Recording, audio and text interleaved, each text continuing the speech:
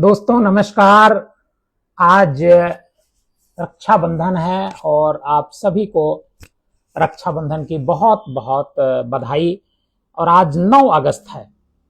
9 अगस्त का दिन बड़ा ऐतिहासिक दिन है और चूंकि हमसे बहुत सारे यूथ जुड़े हुए हैं, इस वजह से मुझे लगा कि रक्षाबंधन की बधाई देने के साथ साथ आज मुझे 9 अगस्त किस लिए जाना जाता है इस पर भी चर्चा होनी चाहिए। और इसीलिए मैं इंस्टाग्राम पर लाइव आया हूं। मुझे लगता है बहुत सारे लोगों को पता होगा कि 9 अगस्त किस लिए जाना जाता है। वैसे तो 8 अगस्त है, लेकिन आज हम 9 अगस्त की बात कर रहे हैं। आपने भारत छोड़ो आंदोलन का नाम जरूर सुना होगा।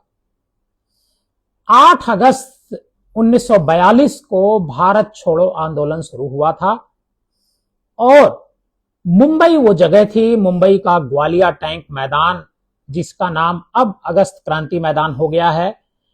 इसमें कांग्रेस का एक सत्र आयोजित हुआ था, अखिल भारतीय कांग्रेस कमेटी का। और जो सत्र आयोजित हुआ था, उस सत्र में ही महात्मा गांधी ने एक प्रस्ताव दिया था। जो ऐतिहासिक भाषण महात्मा गांधी ने दिया था, उसमें महात्मा गांधी ने कहा था करो या मरो। उन्होंने नारा दिया करो या मरो। और इसी सत्र में अंग्रेजों भारत छोड़ो प्रस्ताव भी पारित किया गया था।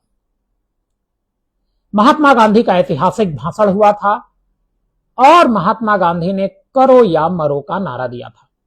8 अगस्त को शुरू हुआ और 9 अगस्त को अगले दिन, मतलब आज के दिन, गांधी जी और कांग्रेस के बड़े जो नेता थे उनको अंग्रेजी हुकूमत की पुलिस ने गिरफ्तार कर लिया।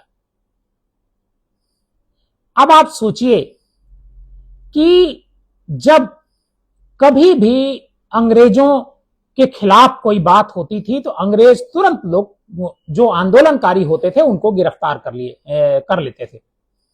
और इस बार भी यही हुआ।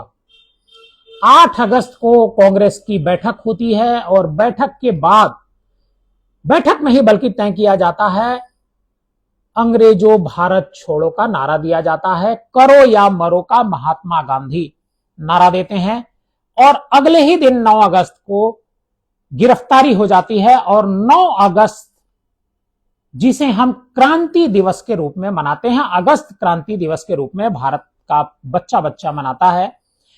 और 9 अगस्त को जब गांधी जी और जो कांग्रेस के और बड़े नेता होते हैं उनकी जब गिरफ्तारी होती है, और इस गिरफ्तारी की खबर जैसे ही फैलती है, उस समय सोशल मीडिया नहीं था, टेलीविजन नहीं थे कि तुरंत बात फैल जाएगी, लेकिन माउथ पब्लिसिटी बहुत तेज थी। बात फैली और आंदोलन शुरू हो गए। शहर शहर, गांव गांव आंदोलन शुरू हो गए इस गिरफ्तारी को लेकर के। और प्रदर्शन होने लगे और किसानों ने विद्रोह किया। सरकारी इमारतों, रेलवे स्टेशन और बहुत सारा जितने भी मतलब सरकार की कस्टडी की इमारतें थी, उस पर लोगों ने हमले शुरू कर दिए। और इस आंदोलन में महिलाओं के साथ साथ मजदूरों ने भी बड़ी संख्या में हिस्सा लिया, छात्र तो थे ही। अगस्त क्रांति का इतना बड़ा प्रभाव हुआ कि ब्रिटिश शासन की नींव इस आंदोलन ने हिला दी। और यह एक ऐसा आंदोलन था जिसने यह स्पष्ट कर दिया कि अब भारत पर शासन करना अंग्रेजों के लिए आसान नहीं रह गया है। इस गिरफ्तारी ने एक तरीके से भारतीयों को एकजुट किया और स्वतंत्रता की दिशा में अगर आप कहें तो सबसे महत्वपूर्ण और बड़ा कदम यह साबित हुआ। और यही आंदोलन एक ऐसा था जिसने 1947 में भारत की स्वतंत्रता का मार्ग एक तरीके से प्रशस्त किया। इसी वजह से अगस्त क्रांति भारतीय इतिहास में एक निर्णायक मोड़ के रूप में जानी जाती है, जिसने ब्रिटिश साम्राज्य के अंत की शुरुआत की। ब्रिटिश साम्राज्य आज नहीं है तो 9 अगस्त की वजह से है, क्योंकि 8 अगस्त को जो नारा दिया गया उसके विरोध में 9 अगस्त को गिरफ्तारी होती है गांधी जी और कांग्रेस के बड़े नेताओं की।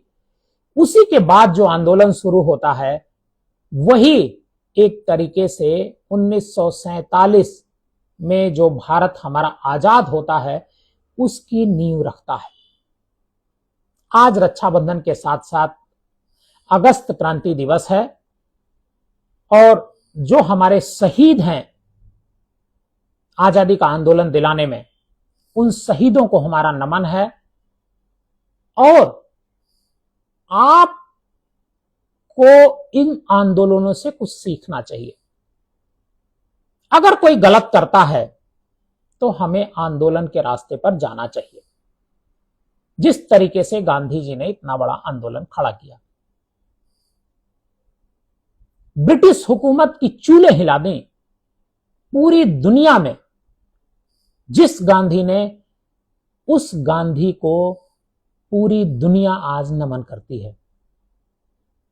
150 से ज्यादा देशों में गांधी जी की मूर्तियां लगी हुई हैं और ब्रिटिश जिसका पूरा आधिपत्य खत्म कर दिया गांधी जी ने, उस ब्रिटिश हुकूमत ने अपने संसद में गांधी जी की मूर्ति लगा रखी है।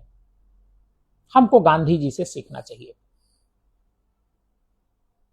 बहुत बहुत धन्यवाद।